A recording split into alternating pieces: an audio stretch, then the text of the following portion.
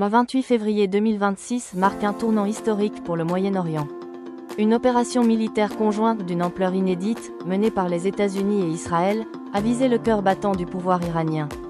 Au centre de ce chaos, l'annonce par Donald Trump de la mort de l'ayatollah Ali Khamenei, guide suprême de la révolution islamique.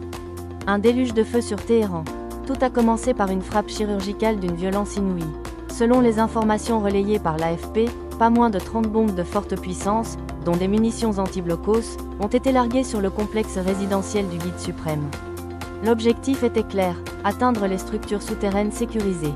Si Téhéran reste muré dans un silence assourdissant, l'armée israélienne a déjà confirmé l'élimination de hauts dignitaires, dont Ali Shamkhani, conseiller stratégique de premier plan.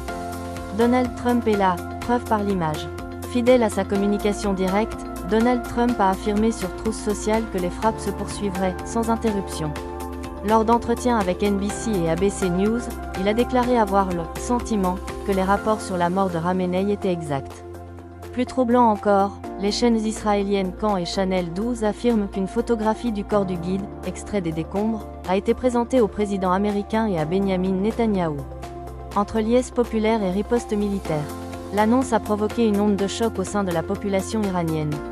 Malgré le danger, des scènes de liesse ont été signalées par l'AFP dans plusieurs quartiers de Téhéran, où des habitants ont acclamé la nouvelle depuis leurs fenêtres.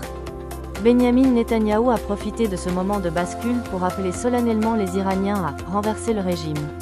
Cependant, la République islamique n'a pas abdiqué. Téhéran a lancé une vague de représailles massives contre des bases israéliennes et des cibles dans le Golfe, notamment aux Émirats arabes unis.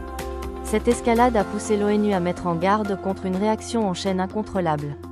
Un avenir incertain. Alors que le secrétaire d'État Marco Rubio multiplie les appels d'urgence au G7, la tension ne retombe pas. Israël a déjà ordonné l'évacuation de zones industrielles à Ispahan, annonçant que des milliers de cibles restent à frapper. Sur le plan humanitaire, la fermeture du passage de Rafah par mesure de sécurité vient aggraver une situation déjà critique. Si la disparition de Khamenei est confirmée, c'est un pilier vieux de 37 ans qui s'effondre. Entre espoir de libération et crainte d'une guerre civile sanglante, l'Iran et le monde entier retiennent leur souffle.